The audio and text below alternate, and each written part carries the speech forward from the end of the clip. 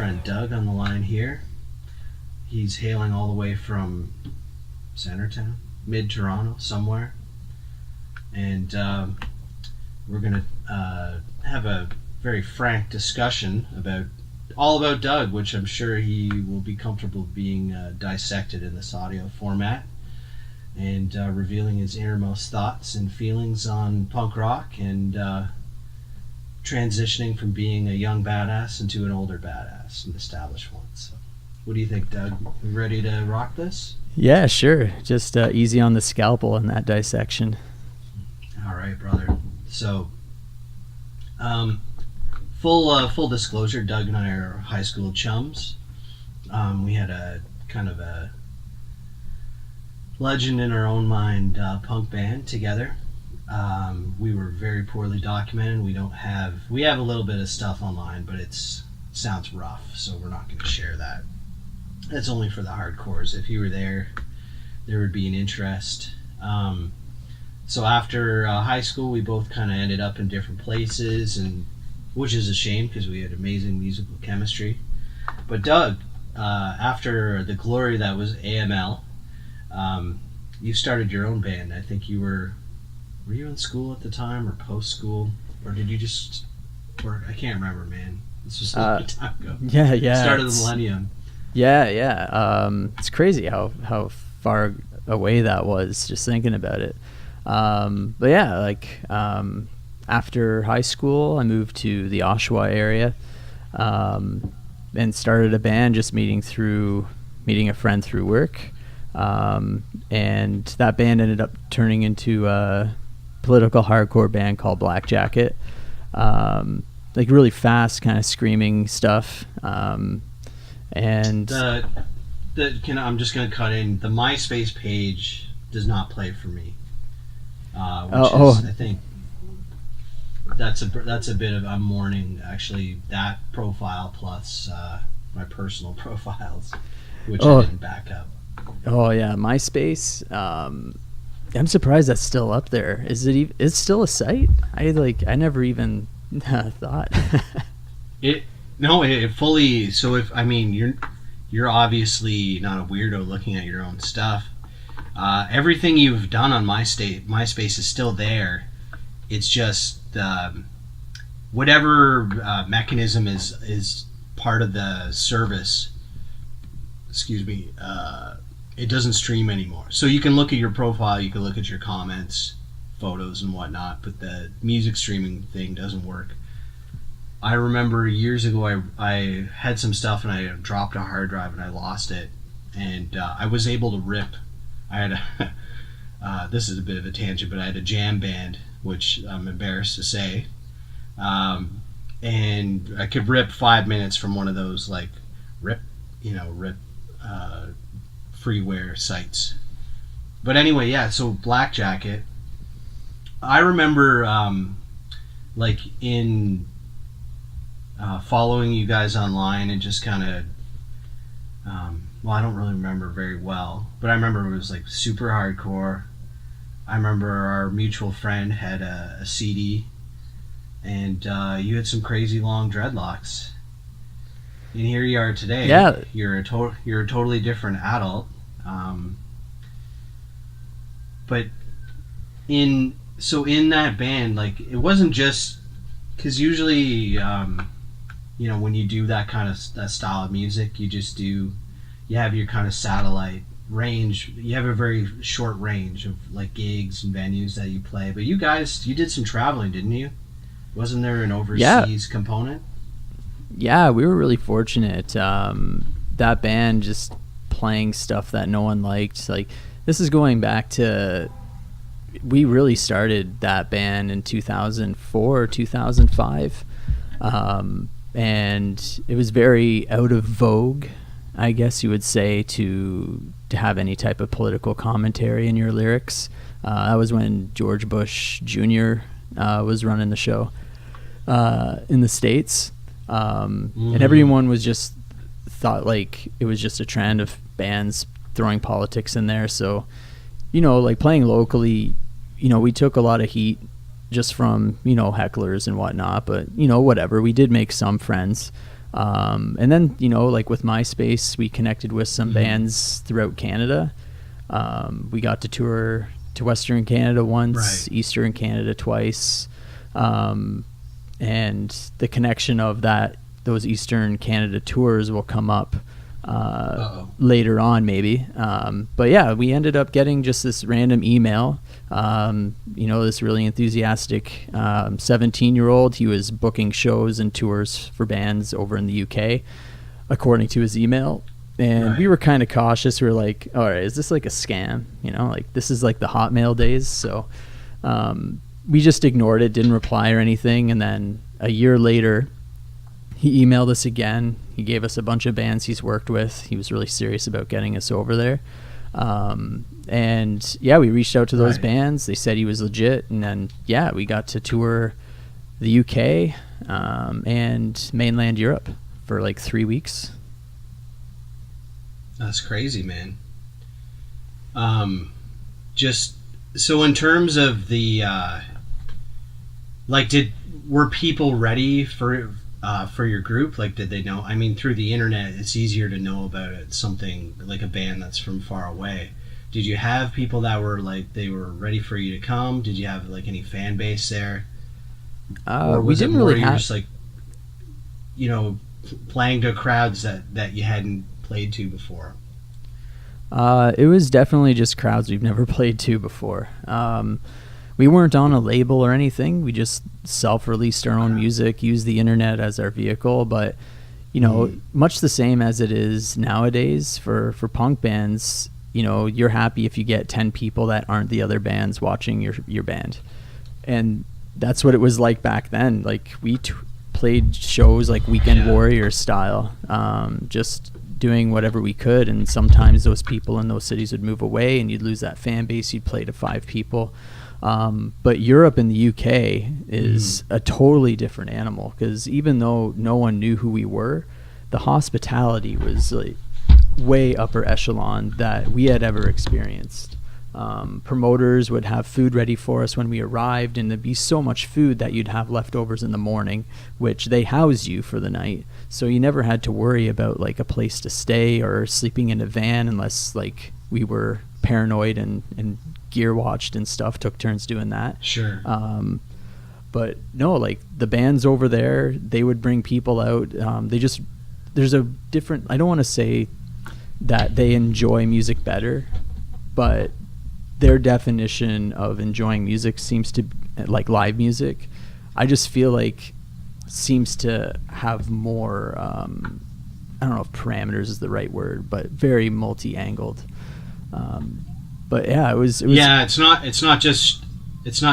like it's not just showing up at a show and getting in the pit and then bouncing. Like they're getting involved behind the scenes. Yeah, because it's I don't have I have a much lower scale experience in terms of what I've done with music, but I find even with bands that like each other and support each other, it's very aloof. People they don't give their all. They kind of are reserved. So, I mean, I think you could probably relate where they're like, yeah, I've seen this. I know what you're about to do, and then they don't really do more than pay the little cover and then go. But they'll click like or something. I don't know. Yeah, I think, and as we're getting older too, because I don't think the younger generation is into any type of guitar music anymore. So like everyone who's our age, it's hard for us to get out to a show because we're so tired all the time, after working. We have all these damn bills, man. Yeah. I don't hate going to shows, but I just don't feel like I can. This is why we have a show called Excuse Factory, but I always have a reason why I don't want to go. But when I actually do get out there, I'm like, man, I miss this feeling. Like when I'm actually seeing a band that I enjoy. Yeah. And getting in the pit and just losing myself to the spirit of the event. Yeah. Which is so hard to. You almost make yourself vulnerable in doing that, but a lot of people don't do it. They just stand with their arms crossed and they're bored and looking at their phone. It's different from when, like, we came up in the late 90s. and you'd be in the pit with everybody, and people have their shirts off and were sweating and going crazy. I mean, maybe some underage drinking had a lot to do with losing your inhibitions, but it wasn't always about that. No, it was. I don't know what it was that made it special, but I'm sure like there's some type of social sciences book out there that'll analyze that. But I don't know. Back then, it was a lot different. Like, and like there was no internet, so you had to, look in the CD liner notes to find new bands. Rely on other people recommending stuff, word of mouth. I know like you and I were a part of that. You have this CD, you crack open the insert. What bands did they thank? And then you grab that, or you grab a Punkorama sampler or Fat Records sampler. Like, oh man, that track was banging, and then you wager your $27 that you probably earned at $6.85 minimum wage. Yeah, and like this is gonna make me sound cranky old guy right now, but back then, like 17 years old, I think student wage was $6.40, so that's what I was making when I was working at Arby's. And then you see a NoFX CD and it's $28. Like, that is insanity. For like, it's insanity now. I wouldn't buy any album for that amount of money. Yeah, there's like new vinyl that's getting released now in stores that's like $28 a record. But I mean, if you look at what the wages are now compared to what albums are, like that gap has significantly decreased. Sure. Well, for punk music anyways. Yeah. Being an adult now, and I could, if it was a really special record, I would buy something more expensive, but typically I just don't. I do seek out new music, but I more just stream it and then steal it, unless like for guys like at the punk rock level, it's harder to steal, so you just buy it if you really like it. Yeah, and it's mostly just going to shows, which I have every intention of going to shows, but it's always like a last minute bail where I'm just like, you know what, I just can't get up and get out. I just don't have the energy, which that's not that shouldn't be an excuse, but Well, and not to I did say I'm not really going to dissect you, but I know you're not so for anyone who's listening who doesn't have because when like the term punk rock, it's kind of like saying jazz or hip hop or alternative. It's very vague. There's so many different styles and subcultures within that umbrella term. Because just to quickly touch on like when you're talking about doing Black Jacket. And man, you're totally right. Even I remember when you were doing that music, I was in a different headspace back then, and I think I was more into like artsy indie rock and hip hop. And jazz. So I had kind of set punk and hardcore and metal aside for a long time. So when you guys were doing that, I mean, that's tough to play to a crowd that has they're like, what the fuck are these guys doing? What are they shouting about? Especially if the crowd isn't really from that subculture, they don't get what's going on.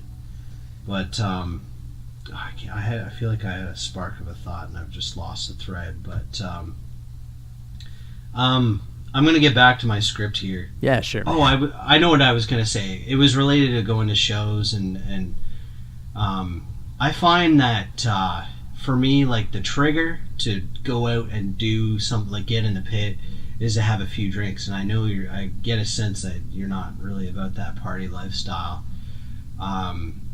So man, those excuses come a lot faster when you're sober, and you think about the consequences of, do I want to be up another hour or two, traveling across town to go to a show, traveling back. It is really easier to just think about, having a snack and reading a book and then just kind of drifting off and getting ready for the next work day. Yeah. I mean, don't get me wrong. Like, I like to let loose every once in a while. I'm not like partier like 4 days a week or anything, or even like one day a month at this point, but Yeah. But it's just sometimes like I want to go to shows, and most shows happen where I have to work in the morning the next day. And, of course. Last band goes on at 1. Their set's like a half hour. Then you want to say bye to everybody. It's like 2 a.m. By the time you get home, it's like 2:30. And it's like, oh, I got to get up at 6:30 a.m. And yeah. So I find it hard to sleep if the show is really good too. You're just kind of jazzed from that energy that you don't. Yeah, it's one thing to listen to music and get kind of plugged into that feeling, but then to be there and experience it live and be in the crowd. Yeah, definitely. And every time I see a show, it immediately makes me want to start a band again. So I find when I go to a show now, because I'm not doing bands, I just kind of sneer at them and like, I could do better than this. I'm way more hardcore than you guys. I'm definitely not as diplomatic as you. And I'm just like, these guys are lightweight. I can scream way louder than you. But hey, I got a bit of a script, so I want to move forward on the. So, what happened with Black Jacket? Why did you guys stop? Because I mean, it's got to be draining and tiresome and expensive to do Europe for that style of music. You're not, you weren't riding the kind of like broken social scene style of like subdued alternative rock stuff, which was kind of really hype at that time. So, where you could just quickly blow up and gain favor. So I get it if you guys were like, man, this is a lot of work and time and money, if you want to throw in the towel. But why did you guys stop that band? Because you had a couple recordings, didn't you? A couple albums? Yeah, we did. We had, I think, 2 EPs, 1 full length, and then a full length that we had written. And we do have the instrumental versions just up just for the fun of it at a Bandcamp page. We do have we have like 3 EPs. Yeah, because there's an EP that we recorded and released right after that Europe tour.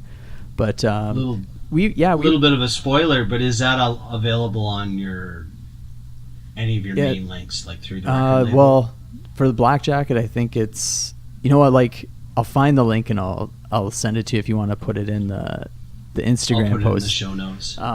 But yeah, I think it's either blackjacketofficial.bandcamp.com or blackjacketdiscography.bandcamp.com. We have some of the newer recordings. We don't have any of the mid-2000s stuff there. But no, we were a band from like 2004 until, we were active until 2010. That's a good haul for punk music. For a punk band, you do put so much into it. You go in, you have these songs, you play them live, and then you go to record them, and the result just isn't what the live versions feel like. Like, it's really hard to capture that feeling on a recording. And then you do a bunch of recordings, you're paying for that. You're buying all this gear that's show gear that is not cheap. You're renting a rehearsal space monthly. You're paying insurance, van payments, to go, and then all your disposable income is going into it. And you guys should have dealt drugs on the side. That's what a lot of bands did. I was reading that a little while ago, the Please Kill Me book, which is about the start of the punk scene, like in the late 60s, early 70s to mid 70s. And I guess there's a lot of that going around or something, but we never did that because at the time, we were a straight edge hardcore political punk band. So, that's not really something we could do, although no one would ever suspect a thing. But you put in so much money to it, and we took it so far, and we didn't get any type of notoriety by this point. And that's not why we quit. I think it was just the right time, the right feel. When we were in we were getting, when we stopped that band, we were like in our late-ish 20s, like 27-ish. And, we toured and we went over to Europe and the UK. And Mike, the drummer, he's like a brother to me. We were in Scotland, and, he met someone who he's now married to. And, like we did the thing back in Canada, and they were still talking, still together, and he just said, right. I think she's the one, and I totally supported, like him really going for it, because all bands end, but when someone finds something like that important, you have to follow that. Like, that far outweighs any type of band. And the worst thing I would ever have wanted to see happen was, what if he did choose the band and stayed in Canada and then missed out on that like crazy like life opportunity, like that, like it's just the decision. Like, we took it as far as we could, and he's doing awesome. We're still, brothers, Of course. So, well, I mean, I get it, man. You get those. A lot of my best friends are, not in Belleville, and as much as you want to talk to them every day, like you did when you're younger, it just kind of fades. Like, the friendship still remains, but the active part of it, it's hard to keep it up. I get it. What was I going to say? So, your band ends. I mean, it sounded like it was going to... It probably would have happened eventually anyway, because you start to do the mental... I don't know about you, but I repetition for me is tough. So, playing the same... Even if you change your set list up, you still have your core, especially in punk music. You can rip through your discography pretty quick if you have those short songs and you're not really like stretching out or jamming or anything. And for me, I just got so, just on a small scale, playing the same 12, 15 songs, like I can't do this anymore. I don't want to do this. So your band ended.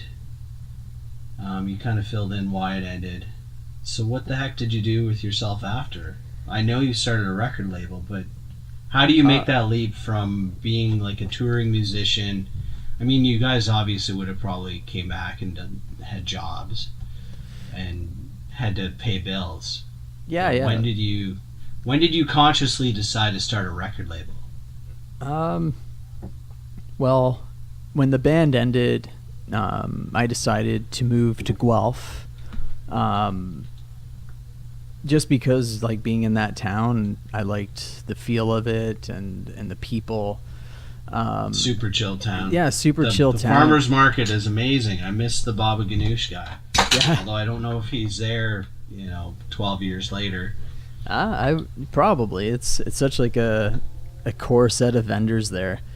But Guelph, it was a great town to live in. There was decent music, bands touring through, and this one band, or this one person that was in a band that we toured with out east, Patty.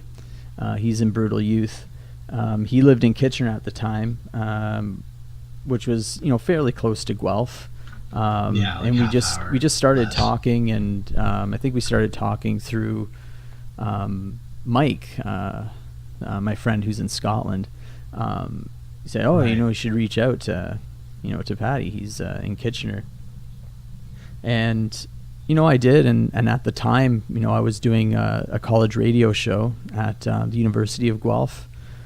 It was called "Can't Control My Fingers, Can't Control My Brain," and then I shortened that. That's right. And I shortened that. I used to listen to that. I was partying pretty hard around that era, so it's all a blur. But yeah, I remember that show. I listened to that. Yeah, I had so many technical difficulties, and I felt like I was like at the worst time slot, 11 p.m. on a Friday. No. And who's gonna listen to college radio Friday night at 11 p.m.? And it was right after like this 3-hour salsa show. And it was all in Spanish, which is great, but Sure. I don't think anyone's gonna stay tuned into a punk No. show. Not at all. If Not they're a chance. into that, Spanish music show. Yeah. I did that for like 3 months or something, and it got too much because I had to work at 5 a.m. every Saturday, so I would get like Didn't they archive the episodes though? Because I didn't listen to you live.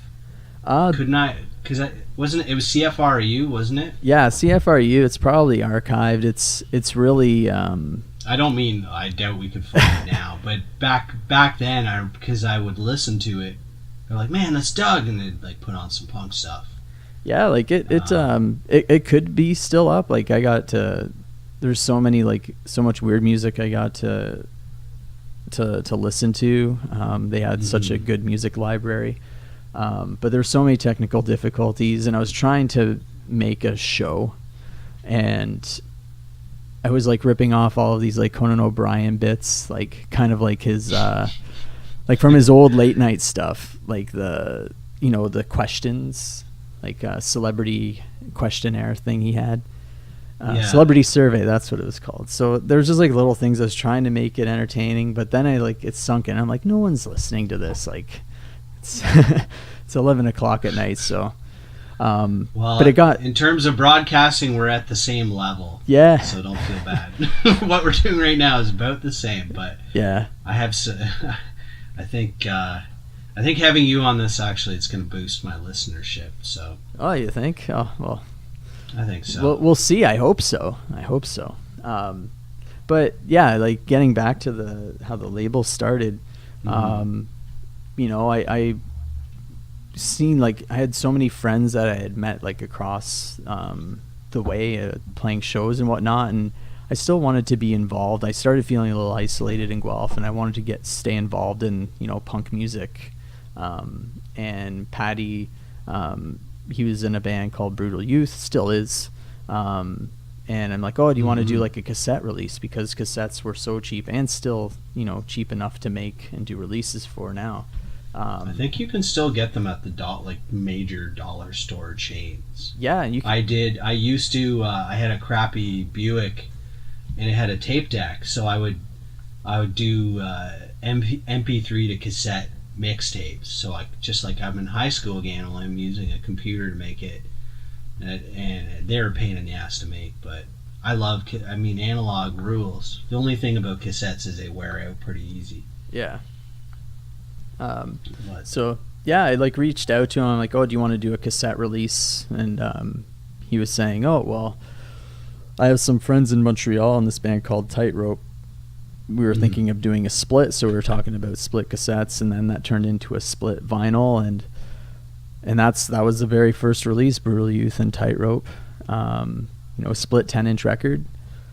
And then it just kind of went from there. Like, it's weird how you do, like, you're like in a band, you're meeting a bunch of people, and then Patty, he was in a band called The Embarrassments out in Newfoundland at the time. He just happened to live, in the next city over from me.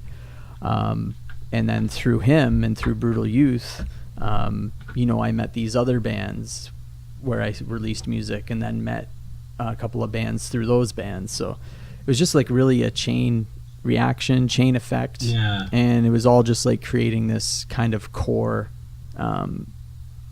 roster of like just a bunch of bands who are friends with each other. I kind of had that feel too, in terms of there is a diversity of styles on your label, but because I follow, I've been following your social media stuff since social media was like etched on stone tablets, and you can tell there's the friendship there for sure. It doesn't feel like a cold hit-making machine, like a major label. I feel like your band, the grouping has that kind of family vibe to it. Like I admittedly only had man, this is Excuse Factory. I know I've mostly I'm like, are you in this band? And then I'll actually listen to more of it if it's your shit. Oh. But just because I know you. I like to hear your stuff. So I'm jumping ahead because around you reunited with Mike later on because you guys had a recording project called Boy Afraid, which is kind of like a hardcore stuff, right? Around 2010, didn't you have some stuff squirreled away? Did you actually release it? Yeah, we never released it. So after Black Jacket ended, there were a couple of bands that started with the members, and they were just like non-serious bands, just like bands to have fun. And Mike wasn't moving to Scotland for a little while yet. He's like, you know what, like, let's just like start something, don't spend more than 2 minutes writing a song. Let's, try and get this and let's do this. It'll be a lot of fun. Yeah, just bang it out. And like some of the, those couple of core people from Black Jacket, we were in Boy Afraid, so we worked together on songs. Mm-hmm. Mike had the vision of what the band, was kind of gonna be based off of, but then we just kind of built from there. And it was just something that was fun that we did. We only played 2 shows. One was in like this really sweaty rehearsal space in the basement in the summer. Like, there was so much condensation on the walls. I don't think there was a window. I don't think there was a window in that room because it was in the basement of like this old school. And then the second show we played was actually the farewell show of me moving away, the end of all of those bands. And that was when you're getting ramping up to move to Guelph, right? Yeah. That was kind of like your Sam Hain, if like your Doug Danzig. Yeah. Except less vain and less goth. Yeah, I buy just as much cat litter. You and me both, man. Oh man, don't let me talk about kitties, because this will not be good podcasting, because you know how I feel about cats. That's all right, man. I'm looking after a 12-year-old cat. I've been looking after her for like almost 3 years now. Actually 3 years now. Nice. Yeah, I'm down to one kitty. Yeah. We're not going to talk about the fallen one. Oh yeah. So I asked you why you started a label. Does that require a lot of your time now? I'm sure when you're like, do you sign contracts with your bands, or are you like, what's that like? What's that look like for you? Because you're the guy, right? Or do you have anybody like providing any other services? Or is all of that you? Because I can tell you're doing a lot of the social media, but I don't see behind the curtain. Well, as far as the label, it is just me, just a one-person operation. Right. And we don't do contracts or anything like that. It's all verbal agreements, and we really just approach it as a project. When I hear, records, when they're sent to me, I do get demos emailed to me and whatnot, but it's a very low budget thing. We find ways to make it work and to get the records out there. And depending on the band, if they do a lot of touring, there'll be like a bigger push, a bigger investment in going vinyl, which is really expensive to make. Shit. As far as like each record, it is a lot of teamwork. It's a lot of communication. Like, okay, what do you want to do with this record? What kind of touring are you going to do? And then we kind of figure out like how we want to present it, and then you just spam everybody. You write up your, basically you want to try. There's just such a small window that people have of attention, nowadays, because they're just, everyone's bombarded like with just different messages all the time. So, you know, you just have to kind of do as much as you can to get to as many people, and hope that, you know, your message gets caught within someone's span of attention, and it's, I don't know, you know, they like it enough to want to help spread the word. But I think in terms of the way you guys are, the way you're doing your promo, I hit the link. You know, it's easy. I think you can develop a bit of a savvy in terms of like what to just keep it short and sweet, but have a cool graphic, and most people will click on it or tap on it or whatever. Yeah. I remember I was trying to get on your label years back, and man, we were working with a couple producers.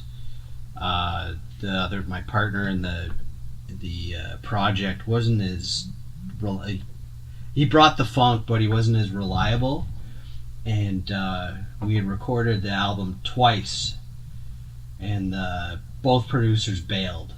The first one had a personal thing happen. He had to move away, never talked to me again, and he took all the recordings. Just bailed with everything. I mean, whatever. He never did anything with it. I'm sure it's like in a digital recycle bin. And then the other one just kind of probably got fed up with my partner flaking on the project, or just not showing up. And I would show up and be the only one to lay down vocal tracks. And then he's like, I quit. And then we bullied him into giving us the files. Quasi threatening, veiled threats, and then we got the files, and I'm like, Doug, I can't deliver an album to you, so it never happened. But yeah, I commend you for doing that kind of work, because to me, all that, anything other than the actual act of creating it and then delivering it in an audio format or performing, I hate the rest of it. Even the podcasting, I like the conversations and like having fun and recording, but the post-production, trying to find an image to do in my post, the social media, it's poison, man. I've actually, on myself, because I've just got a smartphone last year, 2017, it was my first year having a smartphone. I'd always had like flip phones or slider phones or no phone. And I did all my social media or any computer. I used a PC, and it was just something I would come to and walk away from. And I'm fully addicted to having a smartphone, and I've actually had repetitive strain. So I have to this weekend. I turn the Wi-Fi off on my devices so I won't look at them. Yeah. And I have this like magic beanbag that I throw in the microwave and then put on my hands to wrap around my aching thumbs. It's your thumbs. Yeah. And like my job, I'm typing a lot. Yeah. Was.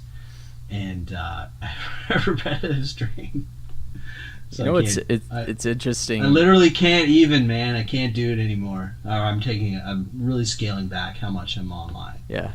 It's like silly. I always enjoyed your writing. I always thought that you had a good talent to write, like with the lyrics in Our Band, with your lyrics in Slime Church. Yeah. And wait, where was I going with this? Sorry, man. You said you enjoyed my writing. That's actually the only reason. I'm very, very narcissistic, so I'm enjoying this already. You don't even have to go beyond that. But I think you'd have a good talent with the promo side of it. Writing all of if you're gonna write bios and whatnot. I like writing. I just don't like the deadline aspect of it. I mean, but that's what makes you probably know yourself. You're working with your bands in terms of like, okay guys, we're gonna roll out this album, send me your whatever.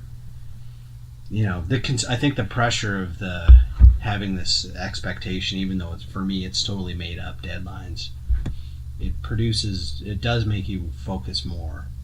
Yeah, I agree there. I've been wanting to to record like all these different songs I've had forever, but it's like, oh, I'll do it today. I'll do it the next day. I'm not feeling it right now, and it turns into never getting it recorded. I think it's because you're doing a solo thing though. Because for me, I need a partner. So like with Tyler and I in our graphic novel, we kind of bully each other into working. They're like, come on, man. Like, he'll just remind me how much more time it takes to draw for him. And I'm like, he's totally right. Like, yeah. I don't need to watch to catch up on a show that I'm watching or read this book or make like some elaborate soup before instead of sleeping. I should just crank out a page and send him some panels so he has something to do, and vice versa.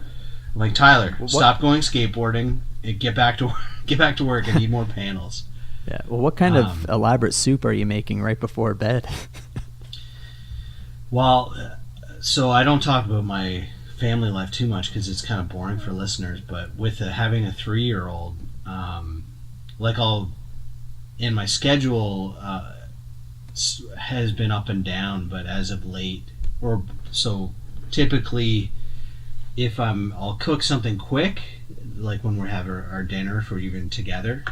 But if I want to pack a really good lunch the next day at work, I'll stay up and make like spaghetti. I'll roast meat and potatoes, or like just put together different stuff so that I can eat something that was homemade instead of just zapping something that was frozen in a box and eating it and feeling miserable. And while I'm doing that, so in doing this labor, because I don't have a dishwasher, I did in my previous place, I'm washing dishes more. And to make that labor pass, I don't listen to as much music as I used to, because music kind of turns on my feelings, and I like to not feel sometimes. So instead of taking drugs, I listen to podcasts. And that's kind of how I got into one. It's like, man, I could do some of the stuff, even from the best of the shows. Like, man, I could do this. It's not that hard to just ramble off and talk about yourself. So, Doug, we totally blew over the half hour that I had budgeted for us, but I wanted to, if you got a little more juice left in the tank. Yeah, man, I just wanted to touch on a couple things. So I mean, I don't think I actually said that you're gonna plug your stuff at the end, but I didn't. Doug has a label called My Fingers, My Brain, and unless you're totally live under a rock, that's a call, like a shout out to the Ramones.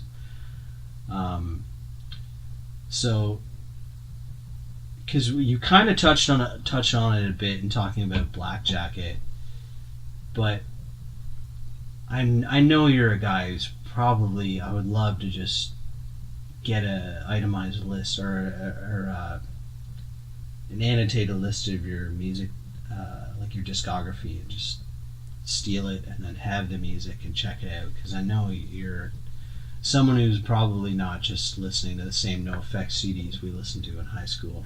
But how is, like, what is it like being a punk rock guy in his 30s? How do you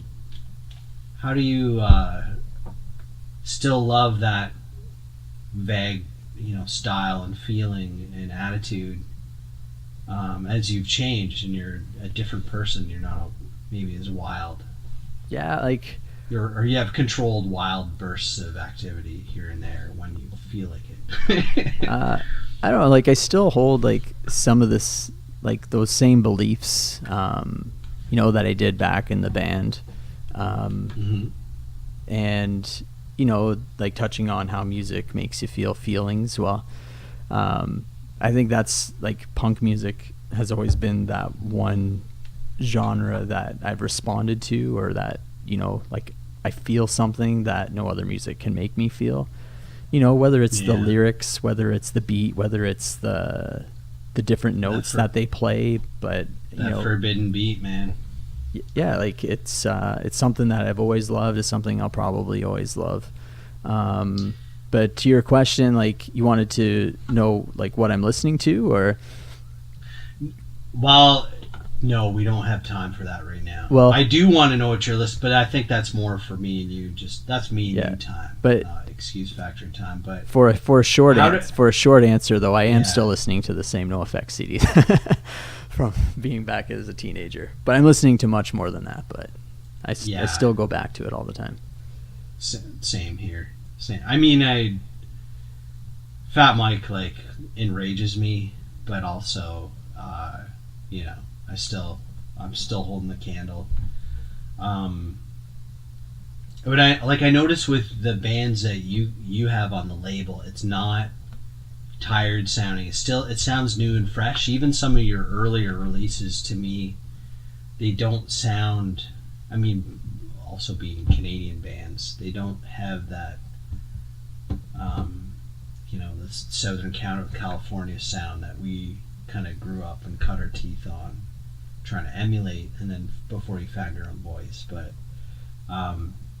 man, I think just as not just yanking your chain, but you need to bully yourself into doing a little more recording, because I think you're doing a service for people who love music and love the bands that you represent. You got to put some more shit out, because that Boy Afraid, that new stuff is banging. Oh, thanks, man. I really liked it, and it had the intensity, but it had the it's funny. It's funny because you describe yourselves as emo, but to me that's almost like an insult or a curse word, because the same thing can evoke a feeling of like a hot topic, like poser. That's like a very like vague thing to call someone, but yeah, I think with but I don't feel like that. You guys are part of that set. It's just more like emotionally. It's not just like what I like to call tough guy hardcore, where it's just about like the Pantera aesthetic, where you sing about beating people up and not having any vulnerable feelings at all, which is equally as hilarious as being like the extreme range of emo, which is this fake ass. I don't know. Yeah. Basically like Blink-182, but with the odd shout. Yeah, well, I don't know. Like, I think where we drew from the name emo is just from, the lyrics. Like, Mike is a really good lyricist, and I think, that was a project where, we weren't singing about politics. We were more singing about, what we feel. And it's kind of a throwback to those bands in DC where they were playing emotive hardcore after like everything kind of disbanded, like during those Minor Threat days. Dag Nasty and your Rite of Spring and Fugazi, that kind of stuff. Yeah, so that's kind of what where it made we were me coming think from on that, and plus that's, it like opens up so much. That's my favorite shit, man. Yeah, I love that branch. It's such a wonderful. You can get that tough guy feel and get your aggression out, but you can also say something that, as you get older, I'm totally cutting you off. I'm pulling an E-Rock, but like to me, my interpretation is. You're getting out that same aggression that you felt, when you were playing a Slayer cover as a teenager, but you're saying something that tickles your brain, but just goes straight to the gut. It's not just like letting everyone know that you read Chomsky and you think the world is fucked, and you might have some like ideas of how it could be better.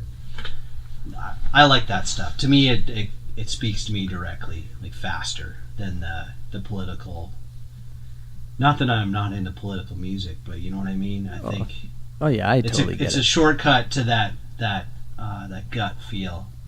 That it's easier to buy, like to get into it. Yeah, like I think just as we get older too, like our perspectives grow, and just having, like listening to a style of music you really enjoy, and then, someone singing about feeling the same way that you're feeling, it's a bit of therapy, like as you get older, the rose-colored glasses come off, or you become less naive, less innocent, and it's good to feel camaraderie through a speaker. Dude, I wish you lived in Belleville. What was I gonna say? In terms of content, I'm looking at my notes. This is part of the professional segment. Oh shit! Yeah, we're at the end of what I had prepared, and I was Doug and I were talking before we hit the record button, and this is just for the record the most organized episode of Excuse Factory ever.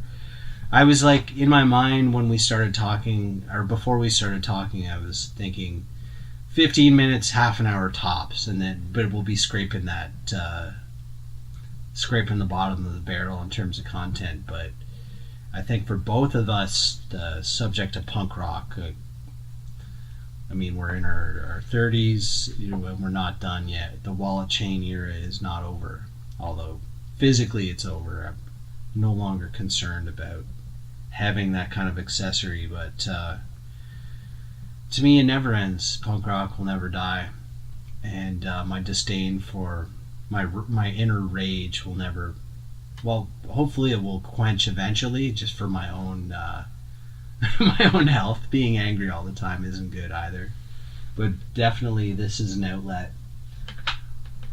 As much as I love podcasting, I would love to just get up in front of a crowd of 10 people and just scream my lungs out in their face.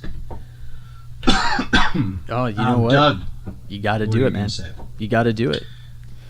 Well, when my daughter's a little older and I can leave her alone more, I would definitely want to get another band going, or at least resurrect Welfare Space Pirates for me and Dave, because Dave's still in the Belleville area.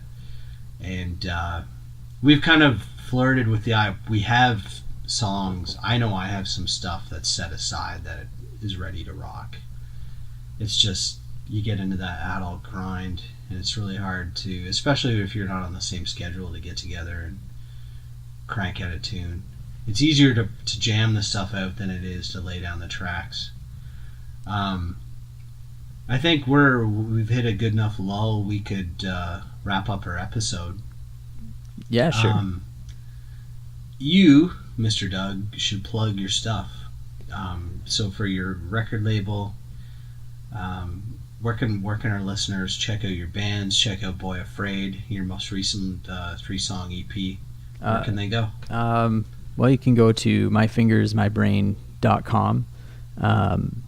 It just takes you directly to a website where you can stream all the music. Some of the music is up for free download, or pay what you want. There's a bunch of vinyl if it really strikes you so much that you want to go beyond just the digital format. But all the links to the Instagrams and stuff are there. But the Instagram handle is just /myfingersmybrain.